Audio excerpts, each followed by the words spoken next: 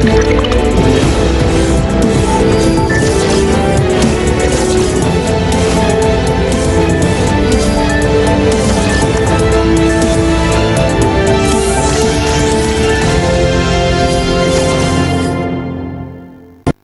pemirsa, Anda kembali menyaksikan spesial dialog edisi Idul Fitri bersama saya Prisa Sompodato.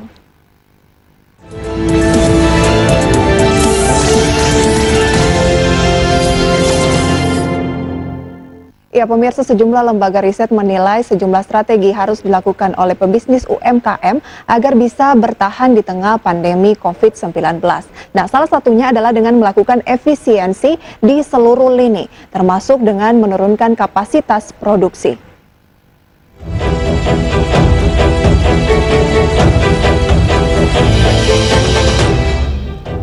Lembaga riset Indef menilai pentingnya pelaku usaha mikro, kecil, dan menengah untuk menerapkan sejumlah strategi untuk dapat bertahan di tengah pandemi virus corona, antara lain dengan melakukan efisiensi usaha. Ekonom Indef Bima Yudhistira mengatakan dengan melakukan efisiensi di seluruh lini usaha, maka diharapkan bisa mendorong pelaku usaha UMKM untuk dapat bertahan di tengah pandemi COVID-19. Selain itu, menurut Bima, UMKM harus bisa melakukan diversifikasi pasar dari yang sudah ada selama ini. Diversifikasi ini juga mencakup transformasi metode penjualan, seperti dari penjualan konvensional menjadi sistem daring. Apalagi menurut Bima, sejak adanya anjuran pemerintah agar masyarakat beraktivitas dari rumah, maka penjualan melalui sistem daring berpotensi meningkat. Berikutnya lagi, UMKM juga harus melakukan diversifikasi pasar. Nah, di tengah pandemi memang harus ada kreativitas. UMKM yang tadinya hanya bicara soal pasar yang konvensional, sekarang mungkin dengan adanya teknologi, orang banyak berada di rumah, ada work from home, ada physical distancing, maka UMKM yang bisa mengadaptasi dengan cara berjualan secara online ini juga bisa jadi salah satu opsi. Sementara itu, berdasarkan data dari Asosiasi UMKM Indonesia, hampir semua sektor UMKM yang ada saat ini terkena dampak virus corona yang melanda Indonesia. Bahkan aset yang dimiliki para pelaku usaha hanya sisa 10 hingga 20%. Jakarta, Gilang Praditya, ID Action. Iya, dan pemirsa, untuk membahas seperti apa sih strategi dari UMKM bertahan di tengah pandemi COVID-19, saat ini kami sudah tersambung melalui line telepon bersama dengan Bapak M. Iksan Ingratuban. Beliau ini merupakan Ketua Umum Asosiasi UMKM Indonesia. Halo Pak Iksan. Halo Prisa. Apa kabar Pak? Kabar baik. Kabar baik ya. Iya, Pak Iksan, melihat kondisi pandemi COVID-19 yang sudah berlangsung dari sekitar mungkin dampaknya paling terasa dari Maret sampai dengan akhir Mei ini, tanggapan Anda seperti apa sih kondisinya saat ini untuk UMKM seperti apa Pak? Begini ya, untuk UMKM harus dipahami bahwa penghasilannya itu adalah basis hari per hari. Ya. Yang pertama. Yang kedua, UMKM akan bisa berjalan dengan baik apabila iklim usaha itu kondusif. Nah, kita mengenal dengan pandemi corona itu sejak Januari. Sejak Januari itu sudah mulai yang namanya isu corona dari Wuhan telah merebak di seluruh dunia, termasuk di Indonesia. UMKM mana yang berdampak pada saat Januari, yaitu UMKM yang terhubung dengan pariwisata. Ya, karena pada saat itu sudah mulai alur daripada orang dari luar negeri sudah mulai tertutup karena pariwisata sudah mulai ditutup. Nah, sektor yang paling berdampak pada saat itu adalah sektor UMKM yang kaitannya dengan pariwisata. Industri apa? Industri usaha kreatif. Nah, pada saat bulan 2 ini meningkat lagi kepada sektor usaha yang menghasilkan atau menyumbang PDB terbesar dari sektor UMKM. Yang kedua yaitu sektor fashion. Baik Pak, sektor apa Pak Iksan? Fashion, baju, celana, kaitannya dengan kosmetik dan seterusnya itu sudah mulai hancur di bulan 2 hingga saat ini. Nah, yang dikatakan tadi Maret, yaitu yang paling parah adalah penyumbang terbesar UMKM, yaitu dari sisi kuliner. Nah, yang mampu bertahan dari sisi kuliner, yang saya katakan itu, yang hanya tinggal 10-20% omsetnya, itu adalah dari sektor kuliner yang menjual lewat online. Betul dikatakan Pak siapa tadi dari Indef. Pak Bima Yudhistira. Betul. Jadi memang kalau kami lihat rancangan daripada hubungkan dengan rancangan daripada petinggi-petinggi dunia sejak 2015 tentang corona, yaitu Bill Gates, memang dirancang untuk akhirnya semua harus menuju kepada sektor penjualan melalui online. Oke. Nah, hingga saat ini. Nah, saat ini yang kita ngalamin sama-sama semuanya, bahwa yang kita harus lakukan karena tinggal di rumah adalah sektor usahanya sudah yang namanya dibilang mati suri, ya. Terus yang bisa bertahan hanyalah kita tinggal di rumah, hanya membeli untuk barang-barang kebutuhan makan dan minum di rumah, tidak memikirkan membeli barang baju atau celana dan seterusnya, apalagi industri kreatif. Nah, padahal sebenarnya 3 industri UMKM terbesar ini adalah penyumbang PDB terbesar di Indonesia, yaitu sekitar 63 atau 64%. Baik. Dan juga sektor ini penyumbang 94 atau 95% dari tenaga kerja.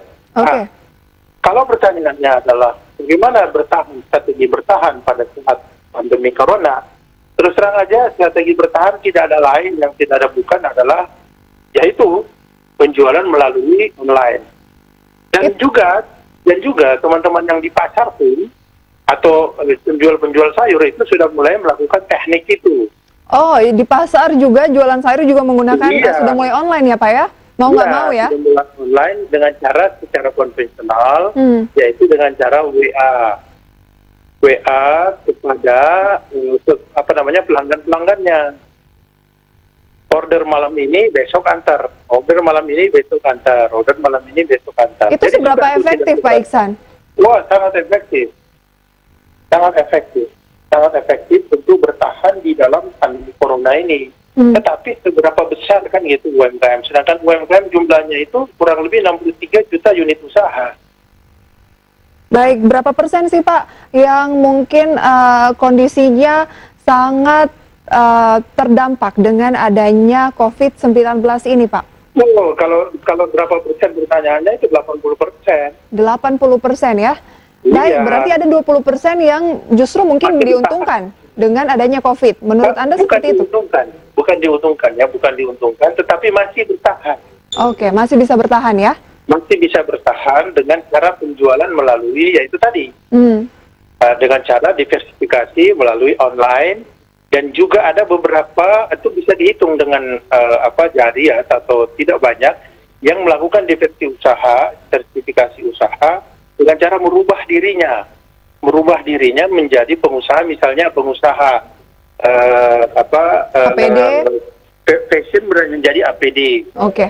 Nanti akan kita bahas lebih jauh Pak Iksan. Ini semakin menarik, dan dari rekan-rekan UMKM begitu ya, menurut Anda apa sih sebenarnya yang diharapkan dengan kondisi saat ini? Apalagi kan juga ada informasi stimulus dari pemerintah. Kita jeda dulu Pak Iksan.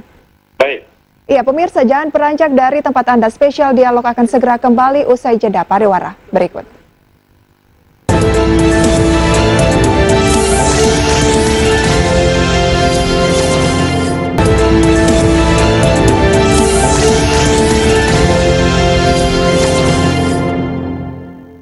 Iya, terima kasih pemirsa, Anda kembali menyaksikan Spesial Dialog edisi Idul Fitri. Pemirsa, kita masih membahas strategi bertahan UMKM di tengah pandemi. Dan mungkin Anda adalah salah satu pelaku UMKM. Nah, ini ada informasi pemerintah segera mengimplementasikan stimulus bagi usaha mikro kecil dan menengah dalam program pemulihan ekonomi nasional. Hal ini pemirsa sebagai respon pemerintah terhadap dampak pandemi corona terhadap sektor UMKM.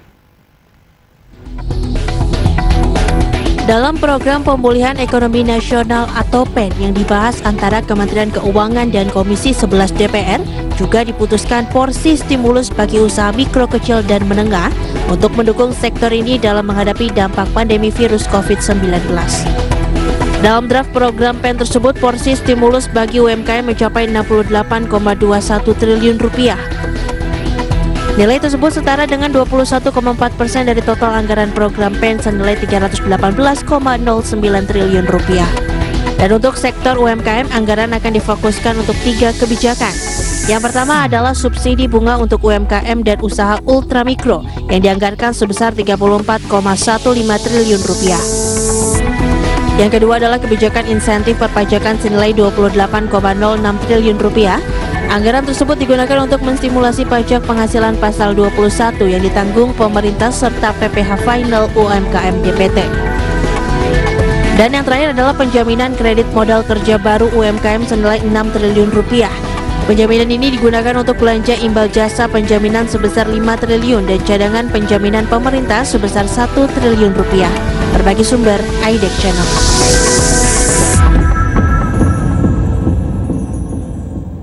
Iya, lanjut kita berbincang melalui line telepon pemirsa bersama dengan Pak M. Iksan Ingratuban, Ketua Umum Asosiasi UMKM Indonesia. Iya, Pak Iksan. Ya. Anda tadi mengatakan dari sekian banyak UMKM yang ada di Indonesia, 80% terdampak dari COVID-19 dan beraneka ragam tentunya. Hanya sekitar 20% itu pun bukan diuntungkan, tapi Anda katakan lebih ke bertahan karena adanya diversifikasi, mungkin dari tekstil menjadi APD begitu ya. Nah, boleh disampaikan dampak yang terparah itu seperti apa, Pak? Mungkin apakah dengan merumahkan karyawan, kemudian juga dengan melakukan PHK seperti informasi yang beredar, atau seperti apa, Pak? Yang pertama nama saya ya, M. Iksan Ingratuban. Oh ya, mohon maaf Pak. Oke. Nah kalau kita bicara tentang karyawan, ya, dan saya juga melakukan hal yang sama, akhirnya harus kita rumahkan. Akhirnya harus kita rumahkan. Kalau yang belum dirumahkan itu adalah tim pekerja yang melayani untuk penjualan online. Sedangkan dari hasil riset kami, hasil laporan juga dari teman-teman kami dari UMKM, bahwa dia hanya mampu bisa bertahan pada kondisi 10 hingga 15% karyawan. Jadi kalau misalnya dia punya karyawan 10, dengan hanya melayani online, kalau dia punya fasilitas online, dia hanya bisa mempertahankan sekitar 2 atau 3 orang saja. Ya. Nah, tapi kalau tukang sayur dia tidak butuh karyawan, dia sendiri yang mengantar-ngantar kan. Nah, jadi ada strateginya untuk bisa bertahan adalah ya otomatis merumahkan karyawan. Merumahkan ini apakah sementara Pak atau dengan melakukan mungkin PHK? Mana yang lebih banyak dilakukan? Ada yang akhirnya harus di PHK. Ya kalau misalnya dirumahkan terus cukup lama dan tidak bisa kita lagi membayar gajinya. Makanya ada juga teman-teman wartawan yang hanya seperti saya, Pak Iksan bagaimana bayar THR? Jangankan bayar THR, bayar gaji aja nggak mampu, gimana bayar THR? Oke. Nah syukurnya bahwa dari Kemenaker, Ibu Fausia mengatakan bahwa bisa ditunda untuk bayar THR-nya. Ya, nah akhirnya juga kita ada melaksanakan, ya, akhirnya melakukan PHK. Suka atau tidak suka, tapi biasanya kalau di UMKM biasanya dikelola dengan secara kekeluargaan. Oke. Ya, dengan secara kekeluargaan, tidak mengikuti daripada ketentuan Kemenaker. Baik. Dan biasanya kita tidak ada sistem yang namanya kontrak mengontrak, itu nggak ada. Gitu. Nah, tapi kalau yang kontrak mengontrak ini yang berakibat kepada hukum kan gitu. Tapi ya ini force majeure. Baik, Pak Iksan. Nah, bagaimana dengan ini kan ada klasifikasi biasanya di UMKM terkait dengan omset. Nah, yang sebenarnya paling terdampak itu yang omsetnya berkisar antara berapa sih, Pak? Jadi begini ya. Jadi pada saat COVID Corona ini yang berdampak bukan hanya UMKM. Juga usaha besar itu ikut berdampak, apalagi usaha besar yang tidak ada kaitannya dengan mata rantai misalnya pangan. Itu pasti berdampak. Makanya secara umum, saya katakan selamanya secara umum, UMKM dan usaha-usaha besar lainnya kan, yang teman-teman Apindo juga sudah mendeklar bahwa dia hanya bisa bertahan itu sampai di bulan Juni. Nah itu juga berdampak, ya sangat berdampak. Nah, usaha-usaha yang kaitannya tidak ada dengan usaha ketahanan pangan, maka itu sangat berdampak. Karena memang yang paling diutamakan di kondisi kayak saat ini adalah pangan ya. Makan, Betul. makan dan minum bertahan. Baik, jadi dari segi penjualan turun, bahan baku juga kesulitan, distribusi terhambat, permodalan terkendala dan juga produksi ya Pak ya? Iya, jelas. Dan pembayaran listrik di rumah kan meningkat kan? Betul. Kan meningkat. Nah, sedangkan tadi dikatakan bahwa ada stimulus. Nah, kalau kita masuk ke arah stimulus, kita menyambut baik misalnya dengan ada pajak ya, PPh 21 dengan PPh final. Oke. Nah, tapi itu pengusaha-pengusaha yang PKP. Namun di UMKM pengusaha yang PKP itu sangat banyak, non PKP itu sangat banyak. Jadi seharusnya apa yang dilakukan oleh pemerintah nih Pak Iksan? Nanti kita bahas lebih jauh, kita masih punya satu segmen terakhir Pak. Ditunggu terlebih dahulu ya. Iya, jangan beranjak dari tempat Anda pemirsa, kami segera kembali dengan satu segmen terakhir.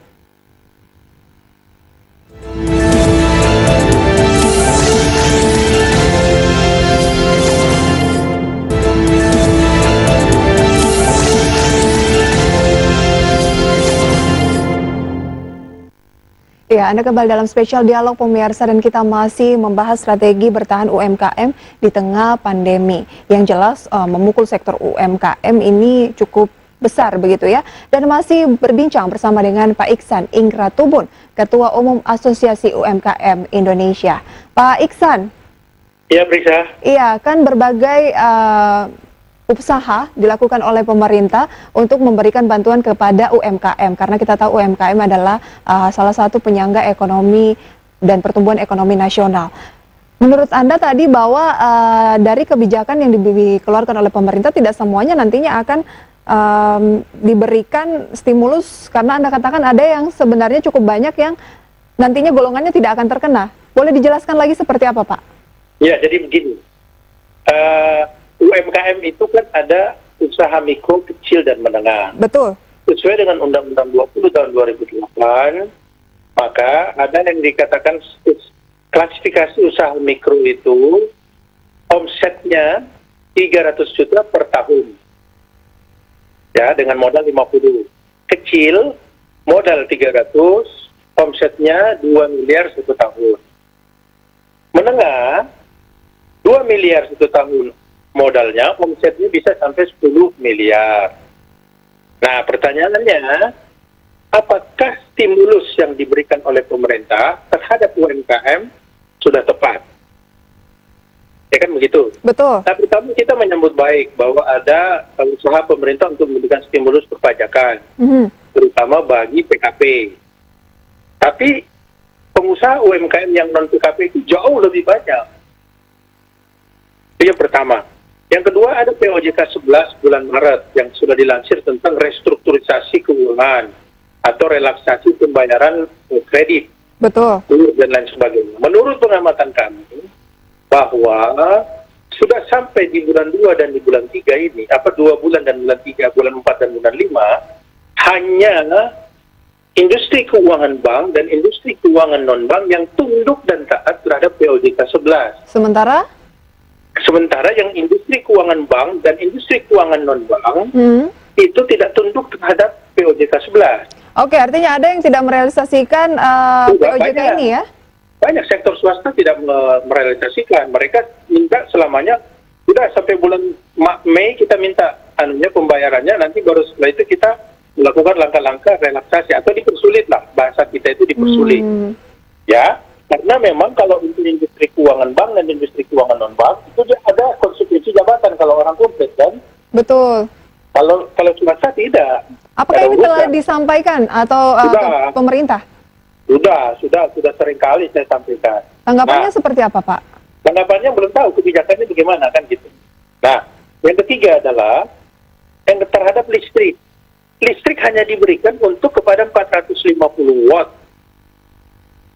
Gratis 450 watt dan 900 watt itu diberikan diskon 50%. Ini tidak menyasar kepada sektor UMKM yang saya katakan berdasarkan omset tadi dengan omsetnya. Nah, kalau mau fair bahwa yang 1.306 subsidi sampai kepada berapapun itu tidak lagi memikirkan kaya dan miskin. Negara harus hadir pada saat pembayaran listrik, pada saat COVID corona seperti Malaysia memberikan. Iya, karena semua terdampak, Pak ya. Semua terdampak. Betul. Nah, jadi ini harus hadir pemerintahnya. Jangan lagi malu-malu 3 bulan kita berikan diskon 50%. Kenapa konsep berpikirnya sekarang PLN harus untung?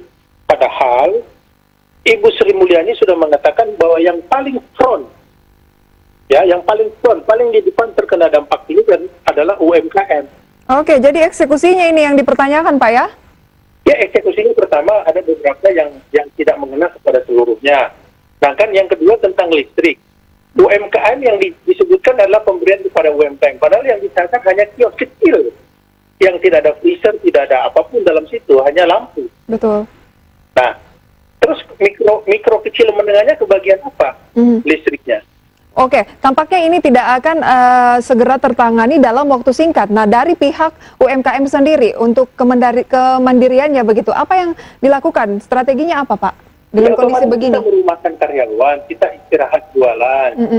Terus yang kita butuhkan adalah gini lah, ya. Dari hasil harian itu kita mengeluarkan pertama unsur gaji, unsur pembayaran listrik, ya, unsur pengeluaran yang namanya pembayaran kredit kendaraan, terus modal kerja dan biaya-biaya operasional lainnya. Nah, apa yang harus dilakukan saat ini adalah kita juga mendengar pemerintah membuka peluang untuk mendapatkan kredit kembali. Nah, dengan dipermudah, dengan bunganya murah. Ya, tapi yang ini aja belum dibayar. Terus yang ini bagaimana? Tidak ada kegiatan yang namanya kegiatan interaksi jual beli. Oke. Nah, kami meminta bahwa untuk sementara BI checking itu stop dulu selama 5-6 bulan. Jadi kita yang tidak mampu membayar kredit, tapi kita masih punya jaminan, kita mampu lagi untuk melakukan kredit. Nah, itu lebih fair. Baik. Juga pembayaran listrik itu dilakukan 50% bagi yang non-subsidi. Dan dipastikan eksekusinya sampai ke bawah berjalan begitu ya, Pak ya? Sudah pasti. Kalau misalnya sembako itu hanya sesaat. Tapi kalau listrik, itu kan negara hadir, mudah dikontrol kan gitu. Oke, singkat saja Pak, sebelum kita akhiri, harapannya seperti apa untuk UMKM ke depan? Jadi harapannya karena dia penyumbang daripada PDB 64% dan terbesar di Indonesia, penyumbang daripada penyerapan tenaga kerja yang sangat besar, yaitu 94% atau 95%, maka apapun stimulus yang diberikan itu harus betul-betul akurat dan bisa dinikmati oleh semua orang. Baik.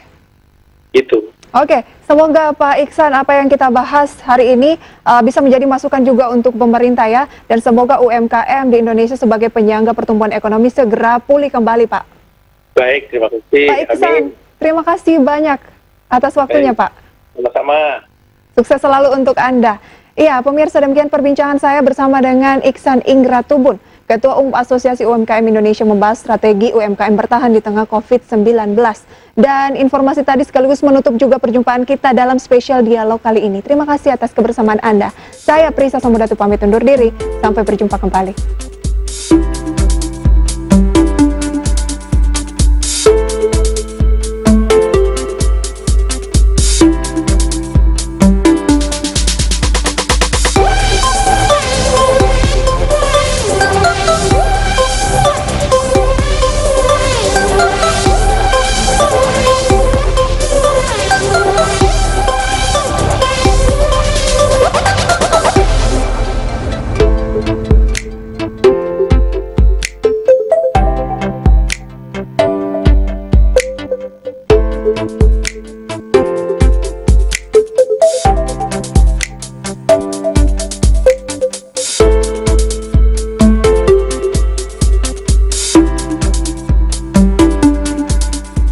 Industri pertambangan, saya melihat bahwa ya ini industri yang kalau dibilang unik ya.